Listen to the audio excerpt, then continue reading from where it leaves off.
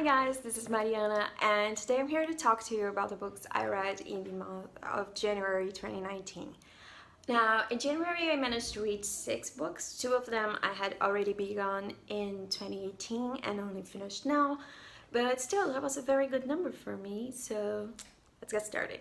The first book I finished reading in 2019 was Dinosaurs: The Grand Tour. This is by Hiram Pym.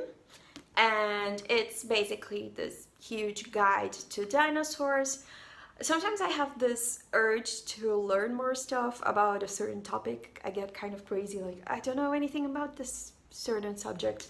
And that happened to dinosaurs, so I decided it was about damn time I educated myself on the topic. This works in a certain minute, like they have the dinosaurs based on the different eras, and they go dinosaur by dinosaur, illustrating everything, telling you a bit about each species and a bit about how each one of them was discovered, and through this you sort of paint a bigger picture, not only about how dinosaurs were and the different types of dinosaurs, but also about how paleontology works and how dinosaurs are discovered, and just dinosaur research in general, which is really cool. I found this to be very accessible and not condescending, which is a problem that sometimes happens with nonfiction. Sometimes you have to find a book that you try and find a book about a subject and it's either too advanced on the topic and you can't get introduced through this book, or it's just so silly and condescending that you actually don't learn stuff from it. But with this, I found that not only is it beautifully illustrated and very accessible, it's also quite thorough in its in what it proposes to do. And yeah, it was a very interesting read. Also, it has some really beautiful colored illustrations in the middle, and I very much appreciated the fact that they bothered to show some other species that weren't dinosaurs but that lived in the same eras, or that were also very interesting prehistoric animals. So yeah, I very much recommend this if you're interested in getting to learn more about dinosaurs. And it's such a complete guide that I find that even people who already have some knowledge in this field would also benefit from reading it. The next book I read in January was also a book I had started in December, and it was A Winter's Promise, or Os Noivos do Inverno by Christelle Labau. This is a book originally written in French and translated both to English and Portuguese. My copy is in Portuguese, and it's the first in a trilogy. This tells the story of our main character, Ophélie, who lives in a country/world in which people can touch objects. They're called animists, and they can tell the past of these objects through touching. It's called reading.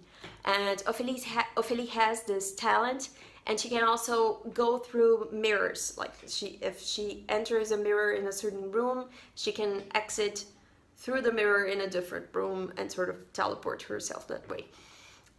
It's a really cool book. I found that the translation to Portuguese, I read bits in English and bits in Portuguese. The translation to Portuguese is really, really good and very much conveys the playful tone of the story. But not only is it playful, it's also very political, and it's full of twists and turns and political turmoil, which was quite interesting. I wasn't expecting that. Ophélie is expected to marry this guy. There's this arranged marriage to a guy who's from a different world/country. It's almost as if Earth had been divided in lots of tiny pieces, and she's marrying this guy from this other sort of kingdom in a political marriage. And she knows nothing about this other kingdom. She knows nothing about what is expected of her, but she finds herself sort of being used as a pawn in this whole political intrigue. It's super interesting, full of very colorful characters, very different characters. Everyone is very well fleshed out and developed. Ophélie is an amazing main character. She's super interesting. She has a real personality, and yeah, I found this a great promising start to a trilogy. I can't wait to find out what happens in the next one. Next, I read a thriller, which was Tell No One by Harlan Coben. This was the book that had been on my physical TBR the longest. I've had it since 2008, so more than 10 years now, and I'm glad I finally got through it. It tells the story of a guy, I think it's David, who was married to this woman, and one day they were at this lake house or something, and she was attacked, and they were attacked. She was kidnapped, and he sort of got hurt and passed out and didn't see what happened, and then they found out that she had been murdered. And now tons of years later, he's at his job and he gets an email on his computer which says something that only David and his wife could have known. So he's wondering if she's actually back, or who could have had this information that supposedly only they knew. And also this message comes with a warning, tell no one, so he doesn't know if he should go to the police or actually find out more on his own. Now, I think I would have appreciated this a lot more had I read it in 2008. However, because it is 2019, and because thrillers have gone through such a change in the past years, I think we expect more of thrillers now than we used to back then.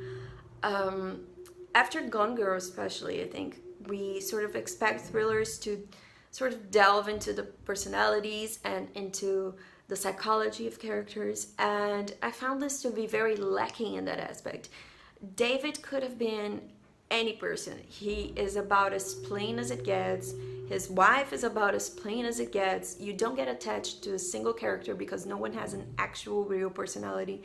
They're just like cardboard characters, cardboard paper placeholders that have been put in place so that this plot could be told.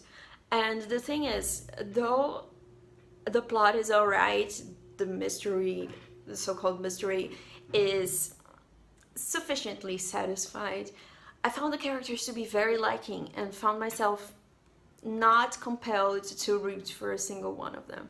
There's also the problem with technology. If you read this, the guy saves an email on a diskette, and it's a bit outdated. It's a bit dated, I'd say. Dated not only because of the technological aspects, which sort of throw you all off the narrative, but also because of the style in which it's written, which is just, it's honestly just not well written enough to justify a story being told that doesn't have that much to add to it. Like, this would have been a very forgettable movie, if you know what I mean. One of those movies you watch and you're like, what was that about again? A week later you try and explain to someone what it was about and you can't. So yeah, highly forgettable, and it doesn't have that artistry in writing that makes, for example, Stephen King compellingly readable even all the years after he has written a piece. You can read Carrie today and it's just as amazing as it was when it was written. And with this, unfortunately, the writing is just not good enough to justify reading it. I say, if you like thrillers, skip this one. The next book I read was literary fiction, and it was finally Conversations with Friends by Sally Rooney. Now, Sally Rooney has won a billion awards last year for her latest novel, Normal People, I think. And I've been dying to read Normal People, but this is her first one, Conversations with Friends. And it tells the story of 4 people, but mostly a couple of friends. and how they interact with each other and how their lives impact each other, the relationships that are formed, the ways in which they envy and influence one another, and the ways in which we sort of form relationships that sometimes are healthy and beneficial and sometimes are just destructive. It's written in such a way that I've seen this described as the voice of the millennials, which is so, off-putting, even though I'm a millennial technically myself. But I have to agree that this definitely does give a voice to a certain generation, not necessarily millennials, but it does voice a bunch of concerns and anxieties and insecurities about a bunch of people who very much, like us millennials have been submitted to, have trouble being adults or enacting adult roles in a world that very much does not allow them to behave in adult ways, or does not treat them as adults or as grown-ups, and expects of them very different roles and very different reactions to things that they're simply not equipped to deal with. And they all have very, very unique voices. You find yourself both loving and hating everyone. There are indeed some very unlikable characters in this, but I don't see that as detrimental to the novel, more that it enhances its quality. It shows how Sally Rooney is able to empathize with people and to understand their motives, and how sometimes, even though we don't make sense, we do make these decisions that will impact our lives. So I loved this, and it's very much recommended to anyone who likes literary fiction. This is not completely inaccessible. It's very much just a tale of development and of feelings, There's not much going on plot-wise, but if you like novels in which there isn't that much plot, but there's a lot of internal character development, this is very much recommended. I gave it 4 out of 5 stars, and I can't wait to read Normal People, which some people have said is much better than Sally Rooney's debut novel. And then, because the sequel was coming out, I decided to reread The Cruel Prince by Holly Black.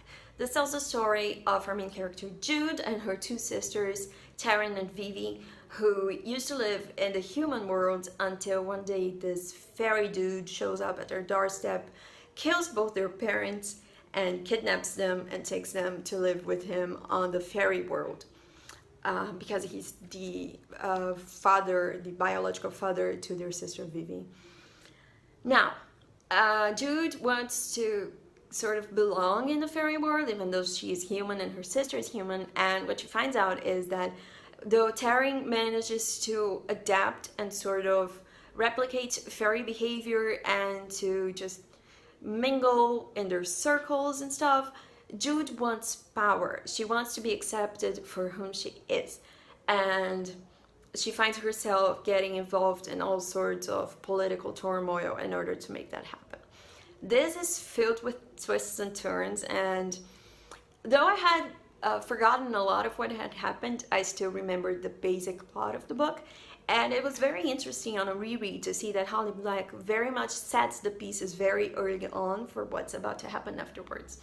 It's so exciting, and there are so many twists and turns.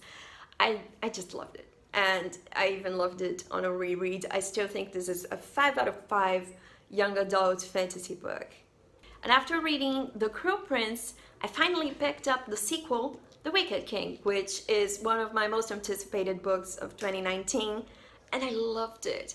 We take on right where the Cruel Prince ended. We follow Jude and the repercussions of what happened in the first book, and obviously I'm not going to tell you the basic plot for this one because it will give away the first one, but it's super exciting. I know a lot of people are very pissed because the ending it ends in a cliffhanger, but I feel like Holly Black has set up all these amazing pieces that honestly, book 3, it's gonna be wild, because the amount of stuff that happens in this and the amount of stuff that it sets up for book 3, dude, I don't know what else to say. It's a great, fantastical world, a lot of politics. This is more politics than actual fantasy, to be honest. It's so cool and awesome, and I cannot wait. I don't know what else to say, guys. I love this. So that's it, guys. Those were the books I read in the month of January. Let me know down below if you've read any of these and what you've read in January. Please click the like button if you like this video, and don't forget to subscribe if you want to see more videos in the future. Thank you for watching. Bye!